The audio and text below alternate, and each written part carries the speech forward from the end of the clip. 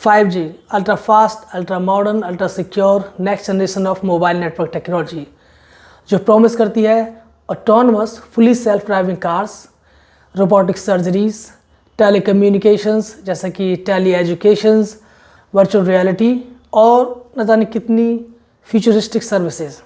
क्या है 5G, कैसे काम करती है, इससे जानने और समझने से पहले मैं चाहूँगा कि हम वहाँ जाएं जहाँ से इसकी शुरुआत हुई, यानी कि 1G। टेक्नोलॉजी बीइंग में आपका स्वागत है। मैं हूँ संजीव शर्मा।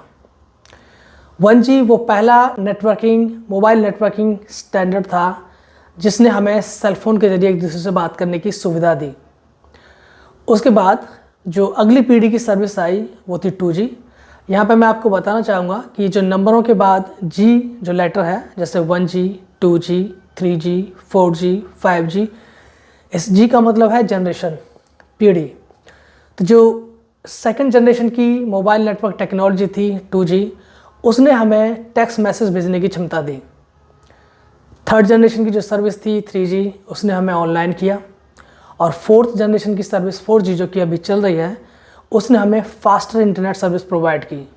और 4G ने ही हमें भविष्य की वो तस्वीर दिखाई जहाँ पे हम वीडियो कॉल कर सकते हैं, वीडियो कॉन्फ्रेंस भी कर सकते हैं, ऑनलाइन मल्टीप्लेयर गेम्स खेल सकते हैं और भी बहुत कुछ। लेकिन जैसे जैसे दुनिया में मोबाइल इंटरनेट यूजर्स की संख्या बढ़ रही है और जैसे जैसे ज़्यादा से ज़्यादा लोग ऑनलाइन आ रहे हैं, उनको देखते हुए 4G नेटवर्क पूरी तरह से नाकाम होगा और ये अपर्याप्त साबित होगा, और ये होना शुरू हो भी चुका है। तो फिर इसका क्या हल है? इसका हल है अगली पीढ़ी की मोबाइल नेटवर्किंग सर्विस, जिसे लोग कहते हैं 5G। ये 5G क्या है? मैं यहाँ आपको बताना चाहता हूँ कि एक्सपर्ट जो हैं जो इसके बारे में आपको बता सकते हैं, उन लोगों के बीच भी एक सहमति नहीं है 5G के बारे में कि 5G है क्या। क्योंकि 5G कोई एक इक्विपमेंट से मिलने वाली सर्विस नहीं है। इसमें बहुत सारे सुधार एक साथ जाते हैं, जैसे कि नए रेडियो एंटीना डिज़ाइंस जो हायर बैंडविड्थ प्रोवाइड कर सकें, इम्प्रूव्ड सेल टावर्स और लार्ज फ्रीक्वेंसी रेंज। 5G के 3 रूप हैं और ये जो वर्जन्स हैं ये शायद आपने 4G में भी देखे होंगे। लेकिन जो वर्जन्स 5G में मिलेंगे आपको वो है लो बैंड, मिड बैंड और हाई बैंड। हाई बैंड जो सर्विस है वो ट्रू वर्जन है 5G का, और आप कह सकते हैं कि वो सच्चा रूप है 5G सर्विस का। वो 5G सर्विस जो सभी यूजर्स एक्सपेक्ट कर रहे हैं जो दुनिया में, और जो चाहते हैं कि वो 5G सर्विस सभी को मिले। वो सर्विस वायरलेस नेटवर्क जो कि हाई स्पीड वाईफाई नेटवर्क है, उसे पूरी तरह से ख़त्म कर सकता है आने वाले दिनों में। तो मिलीमीटर वेव्स इसे कहते हैं। मिलीमीटर वेव्स के साथ जो सबसे बड़ी समस्या है वो है ये बहुत ज़्यादा दूर तक ट्रेवल नहीं कर पाते। केवल यही नहीं, दूरी ही एकमात्र समस्या नहीं है। 5G मिलीमीटर वेव्स की जो और भी बहुत सारी समस्या हैं, जैसे कि अगर 5G एंटीना के सामने कोई दीवार आ जाती है और आप दीवार के पीछे खड़े हैं, तो आपको जो नेटवर्क स्पीड है जो मिलीमीटर वेव से जो आपको मिलती है, जो कम से कम 4G से 10 से 20 टाइम्स फास्टर है, वो स्पीड आपको नहीं मिल पाती। कोई भी चीज़ मिलीमीटर वेव्स को बहुत सरलता से रोक देती है। कोई भी माध्यम जो बीच में पड़ता है वो मिलीमीटर वेव्स को पूरी तरह से, अगर पूरी तरह से नहीं है तो लगभग 90% उसे रोक देता है। एक बहुत बड़ा डिसएडवांटेज है इस टेक्नोलॉजी का। और केवल यही नहीं है, अगर बारिश पड़ती है या फिर कोहरा होता है, तो ये जो कोहरा है या जो बारिश पड़ती है, जो फॉग वाला मौसम होता है, ये जो मौसम है इन 5G मिलीमीटर वेव्स को सोख लेता है, अब्जॉर्ब कर लेता है। उस वजह से भी उस सर्विस की जो फुल पोटेंशियल है आप उसे यूज़ नहीं कर पाते हो। तो फिर इन समस्याओं से निपटने का क्या हल है? क्योंकि जैसा मैंने कहा कि मिलीमीटर वेव्स ही ट्रू 5G नेटवर्किंग सर्विस है, जो आपको 5G की जो ट्रू पोटेंशियल है वो आपको उससे उस नेटवर्क से मिल सकती है। तो फिर इस समस्या ये जो सारी समस्याएं हैं जो मिलीमीटर वेव्स के साथ आती हैं, उनका क्या हल है? उनका जो हल है वो एकमात्र यही है कि आप ज़्यादा से ज़्यादा टावर लगा सकें। आप पूरे एरिया को टावरों से बिछा दें। और इसका क्या परिणाम होता है? इससे जो उन्हें लगाने का खर्चा है वो कई गुना ज़्यादा बढ़ जाता है। ये एक बहुत बड़ी समस्या है, लेकिन इसका और कोई हल भी नहीं है।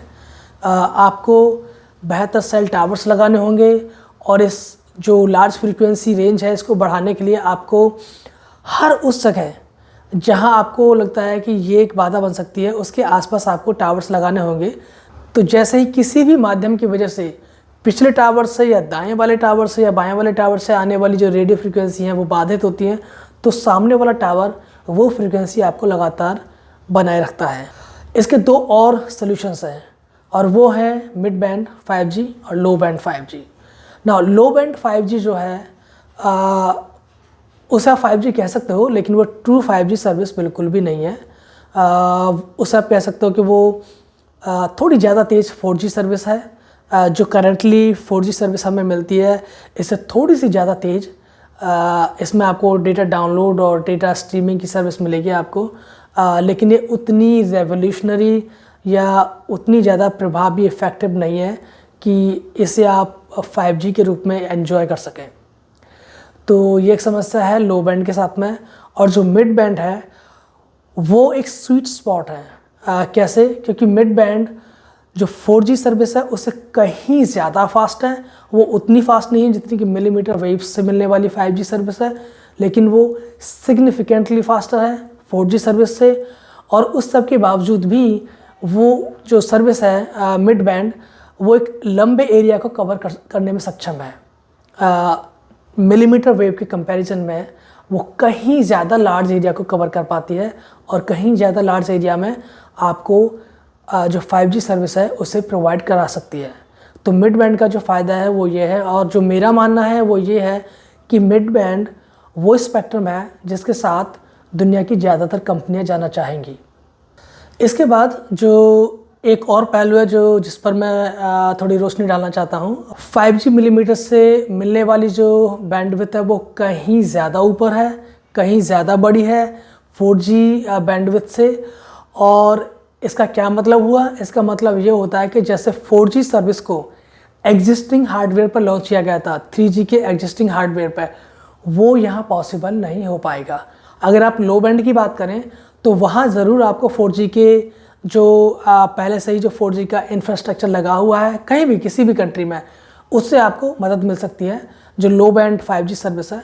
लेकिन जब आप मिड बैंड और हाई बैंड पे जाएंगे तो उसके लिए आपको नए एंटीना डिज़ाइंस लाने पड़ेंगे और आपको पूरी तरह से नया इंस्टॉलेशन करना पड़ेगा, क्योंकि वो एंटीनास बिल्कुल अलग होंगे जो मिड बैंड और हाई बैंड फ्रीक्वेंसीज़ को डिस्ट्रीब्यूट कर सकते हैं। तो वो एंटीना बिल्कुल पूरी तरह से दोबारा से बनाने पड़ेंगे आपको, और इसके साथ साथ आपको सेल टावर्स भी इम्प्रूव करने पड़ेंगे उन नए एंटीनास को अकोमोडेट करने के लिए। तो कुल मिलाकर ये कई सारे चैलेंजेस हैं 5G मिलीमीटर जो टेक्नोलॉजी है उसके इंस्टॉलेशन में, उसके रोल आउट में, और इसीलिए इसका जो इम्प्लीमेंटेशन होगा, इसका जो नेशन वाइड रोल आउट होगा, इसमें एक लंबा समय लगेगा। इसमें लगभग 5 से 10 साल तक का समय लग सकता है। लेकिन जब एक बार ये टेक्नोलॉजी पूरी तरह से इम्प्लीमेंट हो जाएगी तो ये ट्रूली सच में हमारे जीवन को पूरी तरह से बदल कर रख देगी, और तब हम सच में फ्यूचर को एक्सपीरियंस कर पाएंगे। और अगर आप कहें कि नहीं तब भी हम फ्यूचर में नहीं होंगे, तो 5G एक अंतिम या एक लास्ट स्टेज नहीं है मोबाइल नेटवर्क टेक्नोलॉजी की। ये इम्प्रूवमेंट्स आते रहेंगे। 6G, 7G, 8G, 9G, 10G, ये जो जनरेशन्स हैं, जो इम्प्रूवमेंट्स हैं, ये प्रत्येक पीढ़ी के साथ आते रहेंगे। Thank you so much for watching this video. Please subscribe my channel. जो आने वाली वीडियोस हैं उन्हें मिस मत करना। मुझे बहुत खुशी होगी ये जानकर कि जो भी लोग मेरी वीडियोस को देख रहे हैं उन्हें ये वीडियोस बहुत पसंद आ रही हैं। तो आपका बहुत बहुत धन्यवाद इस वीडियो को देखने का, बहुत बहुत धन्यवाद मेरे साथ बने रहने का। मिलते हैं अगली वीडियो में।